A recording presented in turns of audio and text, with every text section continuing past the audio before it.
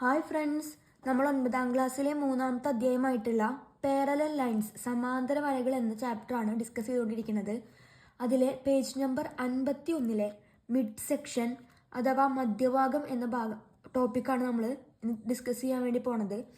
അതിൽ ആദ്യം ഒരു നിയമം പഠിക്കുന്നുണ്ട്. ഒരു ട്രയാങ്കിൾ എ ബി സി എന്ന ട്രയാങ്കിളിൽ ഏതെങ്കിലും ഒരു വശത്തിന്, ഞാനിപ്പോൾ ബി സി എന്ന വശത്തിന് സമാന്തരമായിട്ട് ഈ എ ബി എന്ന ലൈനിൻ്റെ ഒരു മിഡ് പോയിന്റ് ഞാൻ മാർക്ക് ചെയ്തു.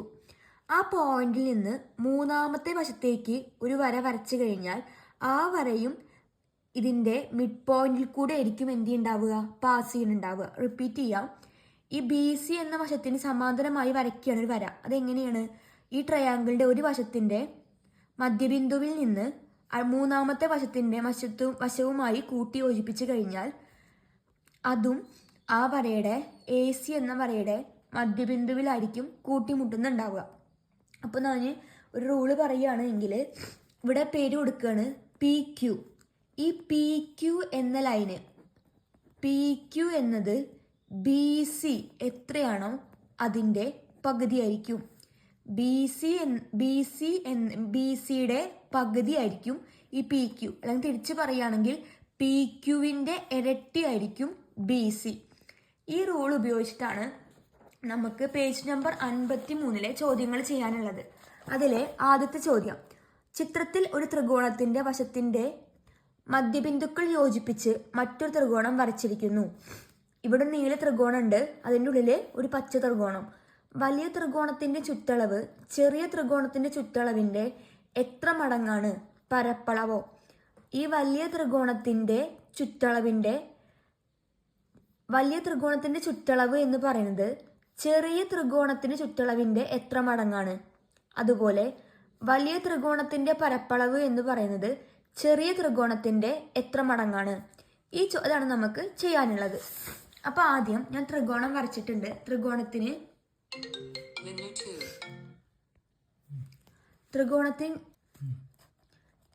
ഞാൻ ചിത്രത്തിൽ പറഞ്ഞിരിക്കുന്ന പോലെ ഒരു ത്രികോണം വരച്ചിട്ടുണ്ട്. എ ബി സി, അതിൻ്റെ ഉള്ളിൽ പി ക്യു ആർ എന്ന ത്രികോണം വരച്ചിട്ടുണ്ട്. ആദ്യം നമ്മോട് ചോദിച്ചിരിക്കുന്നത് പെരിമീറ്റർ അഥവാ ചുറ്റളവിൻ്റെ കാര്യമാണ്. ഒരു ത്രികോണത്തിന് ചുറ്റളവ് എങ്ങനെ കാണുക? ഈ മൂന്ന് വശങ്ങളും തമ്മിൽ എന്ത് ചെയ്തതാണ്? കൂട്ടിയതാണ്. അപ്പോൾ A B plus B C plus A C, A B plus B C plus A C. ഇത് വലിയ ത്രികോണം അല്ലെങ്കിൽ ലാർജ് ട്രയാങ്കിളിൻ്റെ ചുറ്റളവ്. ഇനി സ്മോളർ ട്രയാങ്കിള്, ചെറിയ ത്രികോണത്തിൻ്റെ ചുറ്റളവ് അല്ലെങ്കിൽ perimeter.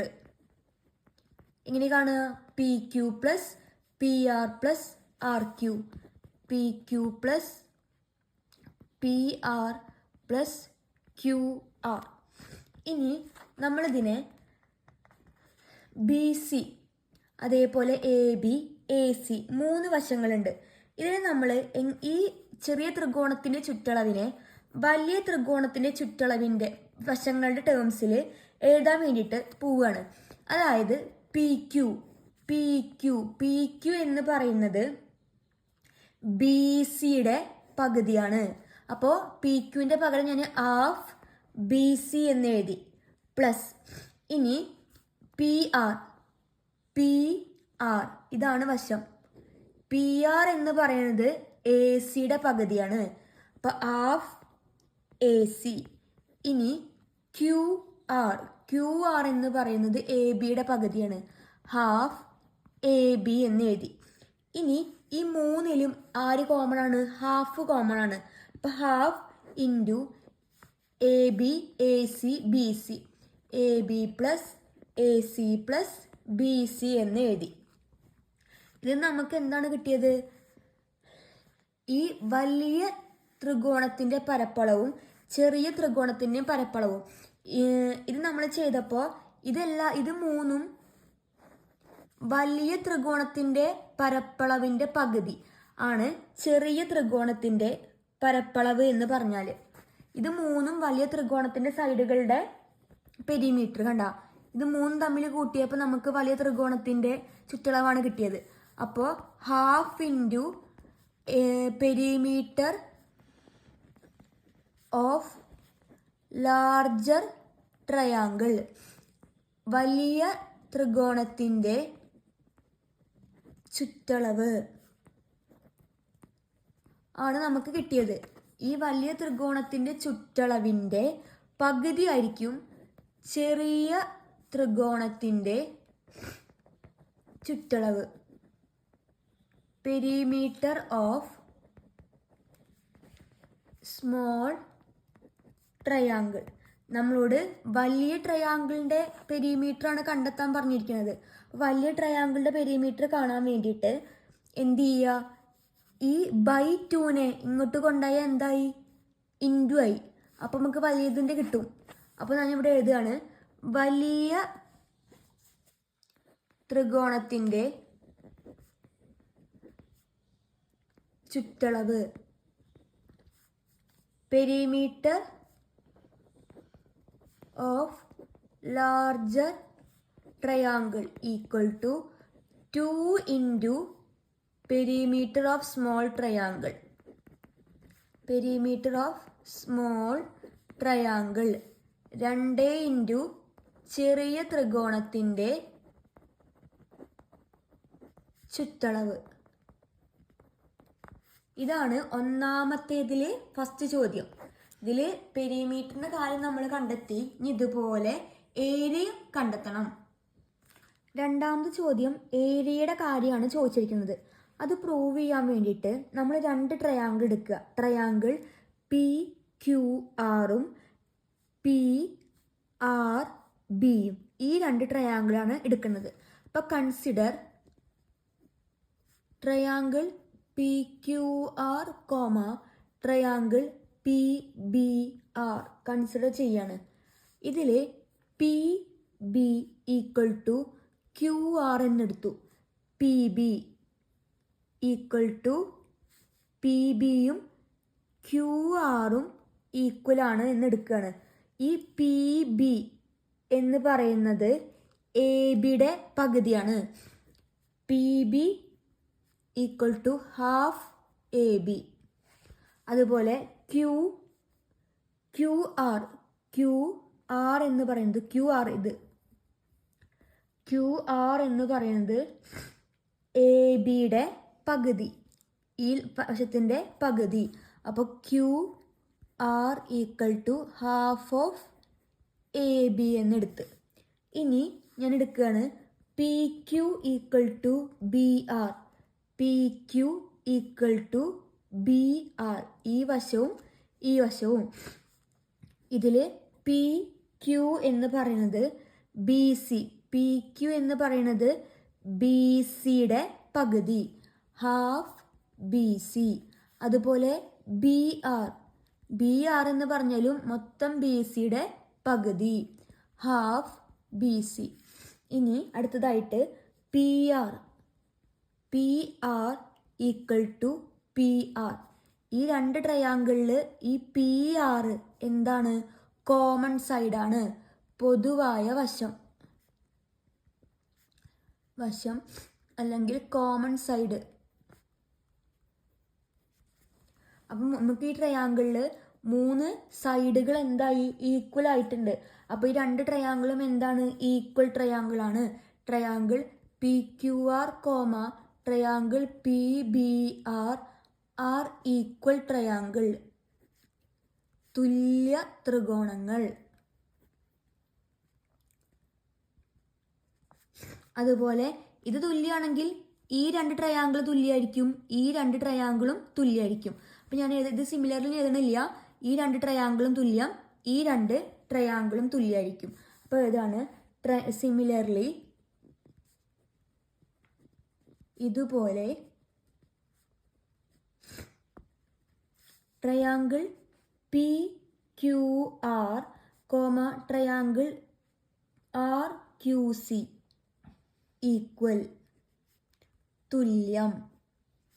Triangle P Q R comma triangle A P Q equal, തുല്യം. അപ്പോൾ നമുക്ക് ഈ ഇതിലെ 4 ട്രയാങ്കിളുകളും എന്താണ്? തുല്യമാണ്. ദെർഫോർ 1 2 3 4 ഈ 4 ട്രയാങ്കിളും പരസ്പരം ഈക്വൽ ആണ്. അപ്പോൾ നമുക്ക് എഴുതാം 4 ത്രികോണങ്ങൾ തുല്യം. 4 ട്രയാങ്കിൾസ് ആർ ഈക്വൽ. ട്രയാങ്കിളുകൾ ഈക്വൽ ആയതുകൊണ്ട് തന്നെ അവയുടെ ഏരിയകളും എന്തായിരിക്കും? ഈക്വൽ ആയിരിക്കും. Area also equal. പരപ്പളവും തുല്യം. അപ്പോൾ നമുക്ക് എഴുതാം area of larger triangle equal to area of 4 small triangle. വലിയ ത്രികോണത്തിൻ്റെ പരപ്പളവ് എന്ന് പറയുന്നത് ചെറിയ 4 ത്രികോണത്തിൻ്റെ പരപ്പളവിന് തുല്യമായിരിക്കും. ചെറിയ 4 ത്രികോണത്തിൻ്റെ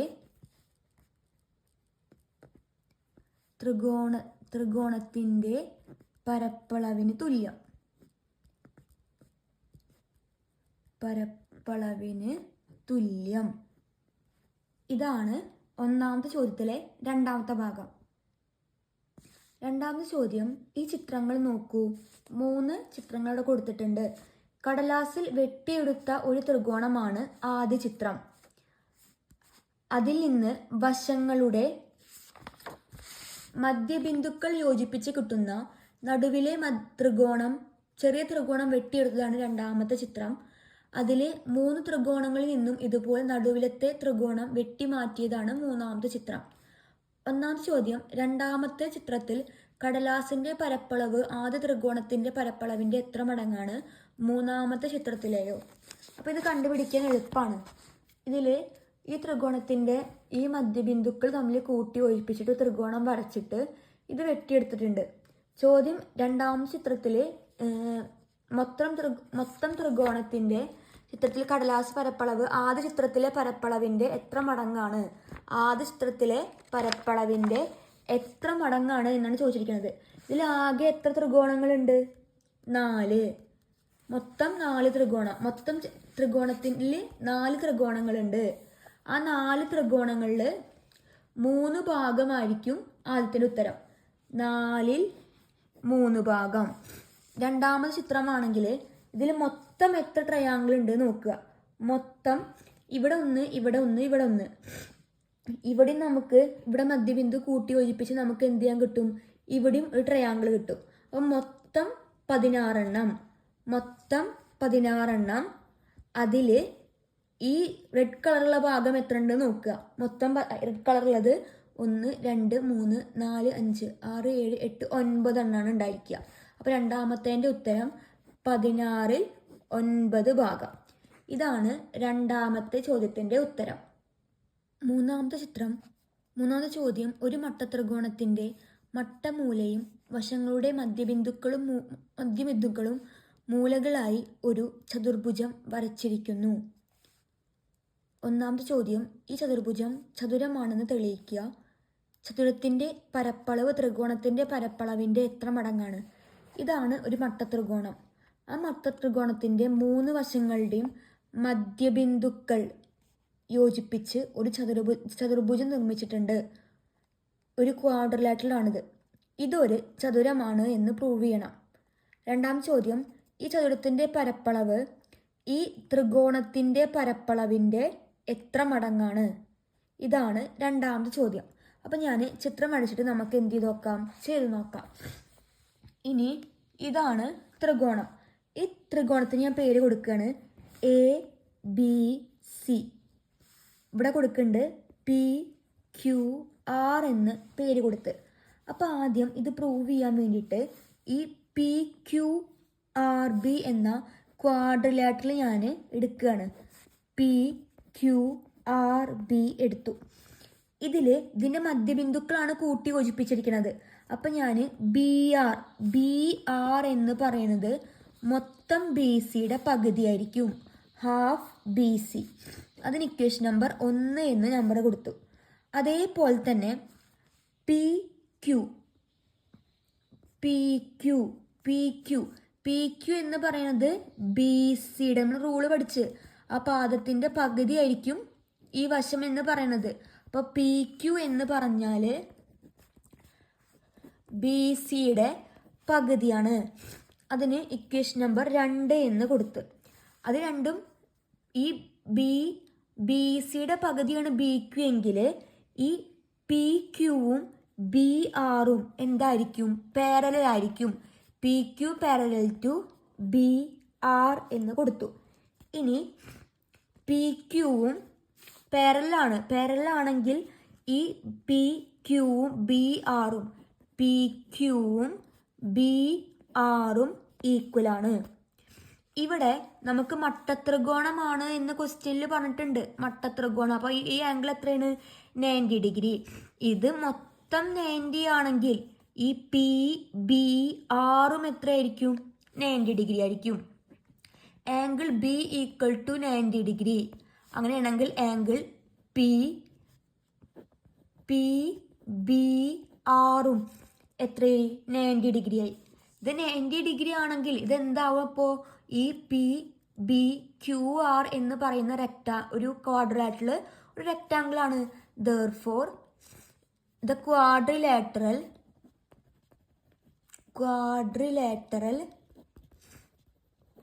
പി ബി ആർ ക്യു അല്ലെങ്കിൽ പി ക്യു ആർ ബി, എങ്ങനെ ഏതെങ്കിലും കുഴപ്പമില്ല, ഒരു ചതുരമാണ്. മലയാളത്തിൽ എഴുതുകയാണെങ്കിൽ ചതുർഭുജം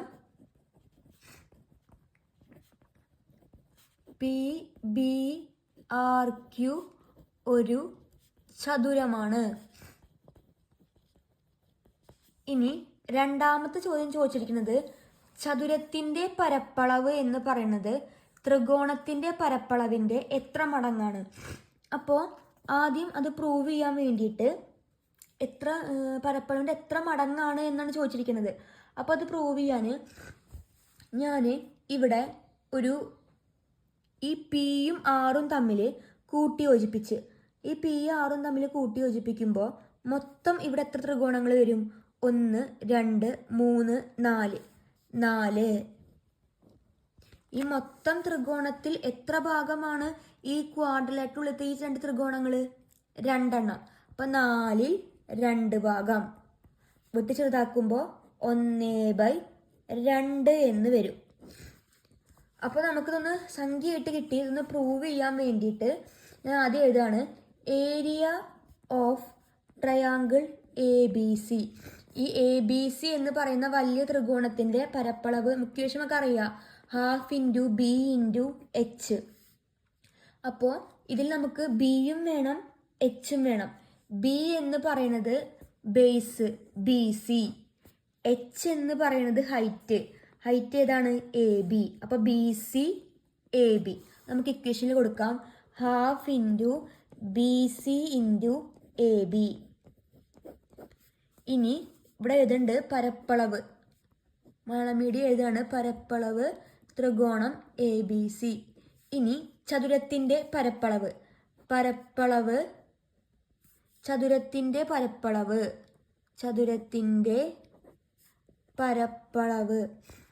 ഏരിയ ഓഫ് റെക്റ്റാങ്കിൾ സമം ലെങ്ത് ഇൻറ്റു ബ്രെഡ്ത്ത് ആണ്. ലെങ്ത് നമുക്ക് നേരത്തെ കിട്ടി, എന്താണ്? ചതുരത്തിൻ്റെയാണ് ചോദിച്ചിരിക്കണത്. ചതുരത്തിൻ്റെ നീളം എന്ന് പറയുന്നത്, ചതുരത്തിൻ്റെ നീളം ബി ആർ എന്നെടുത്ത് ഉയരം നീളം ബി ആർ, വീതി പി ബി. അപ്പോൾ ഇക്വേഷനിൽ കൊടുക്കാം B R into P B എന്ന് കിട്ടി. ഇനി ഈ ബി ആർ എന്ന് പറയുന്നത് മൊത്തം ബി സിയുടെ പകുതിയാണ്. അപ്പോൾ ബി ആർ എന്ന് പറഞ്ഞത് 1/2 ഓഫ് ബി സി, മൊത്തം ബി സിയുടെ പകുതി. അതുപോലെ പി ബി എന്ന് പറയുന്നത് മൊത്തം എ ബി എത്രയാണോ അതിൻ്റെ പകുതിയാണ്. ഇതിൽ ഇവിടെയും ഒരു ഹാഫ് ഉണ്ട്. ഒരു ഹാഫ് പുറത്തേക്ക് എടുത്തു കഴിഞ്ഞാൽ 1/2 into 1/2 into B C into A B എന്ന് കിട്ടി. B C into A B. ഇവിടെ B C into A B ആരുടെ ഏരിയ ആണ്? ട്രയാങ്കിൾ എ ബി സിയുടെ. അപ്പോൾ ഈ ട്രയാങ്കിൾ എ ബി സിയുടെ പരപ്പളവ് എന്താണോ അതിൻ്റെ പകുതി ആയിരിക്കും ചതുരത്തിൻ്റെ പരപ്പളവ്. ഒന്നുകൂടി പറയാം, ത്രികോണത്തിൻ്റെ പരപ്പളവ് നമുക്ക് അറിയാം, half into B C into A B. അതിനാണ് ഇവിടെ കിട്ടിയിരിക്കുന്നത്. അപ്പോൾ ത്രികോണത്തിൻ്റെ പരപ്പളവിൻ്റെ പകുതി ആയിരിക്കും ചതുരത്തിൻ്റെ പരപ്പളവ്. അപ്പോൾ നമുക്ക് എഴുതാം സമം ഏരിയ ഓഫ് റെക്ടാങ്കിൾ. ചതുരത്തിൻ്റെ പരപ്പളവ് എന്നത്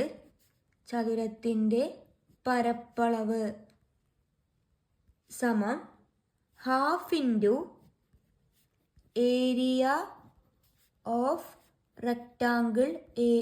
ട്രയാങ്കിൾ എ ബി സി സമം ഹാഫ് ഇൻറ്റു ത്രികോണം എ ബി സിയുടെ പരപ്പളവ്.